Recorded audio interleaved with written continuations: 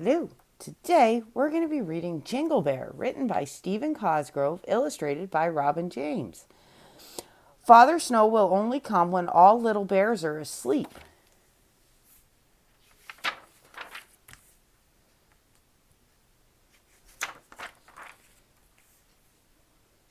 Far beyond the newness of spring and just a bit past the warmth of summer lies a land of wondrous delight, a place of golden leaves rustling in gentle breezes, a quiet place that seems to anticipate the changes to come, a place of preening goslings ready to fly south, a place of sparrows, hawks, and robins stopping here but not a part of here, resting on their difficult journey south.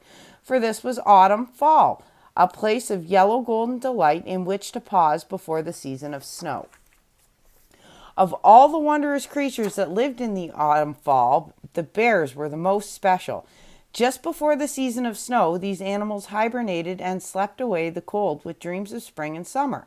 But before they slept, the bears had to eat, and eat they did. They raced about, scattering the golden aspen leaves, looking for a bit of this and a bit of that.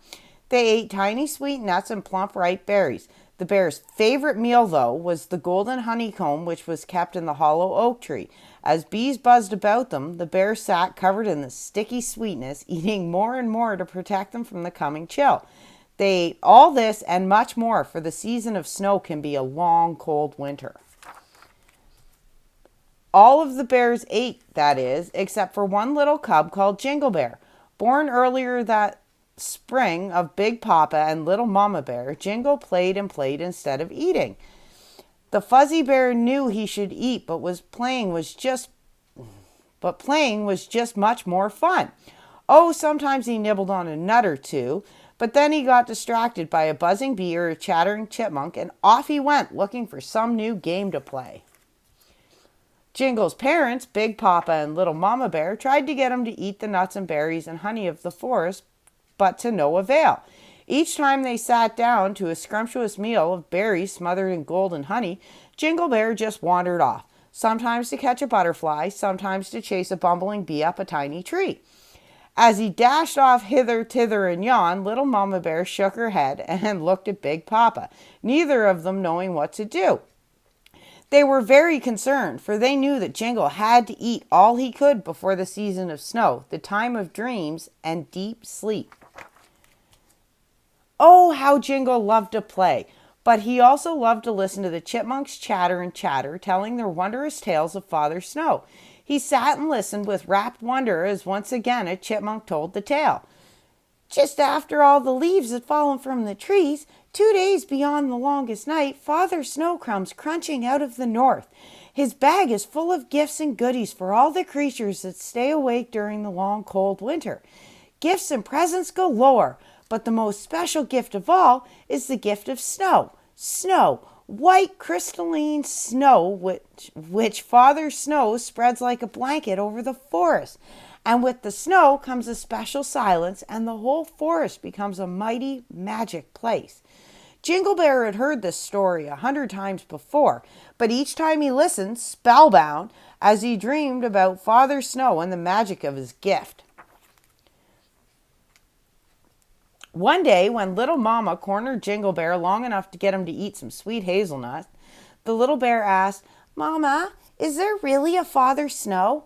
"Of course," Little Mama murmured as she fluffed up some pillows of thick green moss. "Can I see him?" Jingle asked, crunching on a large tasty nut. "Of course not," Little Mama said, "for when Father Snow arrives, you, like the rest of us, will be fast asleep." But Jingle Bear did not reply. He quietly munched and munched, thinking of a marvelous plan. Several weeks later, when the days seemed shorter and the nights much colder, Big Papa, Little Mama, and Jingle Bear prepared to go into their long winter's nap. They curled up together in a cave filled with juniper boughs and a sweet-smelling sage and fell fast asleep. Little Mama and Big Papa snuggled up, nose to nose, dreaming beautiful dreams of spring, but Jingle Bear just pretended to be asleep. First, one eye opened and then another, and then the little furry bear set his plan into motion. Careful not to disturb his parents, he slipped out of the cave and out into the brisk fall day. With an excited tingle, Jingle Bear dashed over a ridge and splashed through an icy stream. Over the rocks and through the naked willows and aspens of the valley he ran, looking for Father Snow. But slowly he began to realize that there was no one else around, and he snuffled and roared as loud as he could. Father Snow! Father Snow! It's Jingle Bear! I'm here!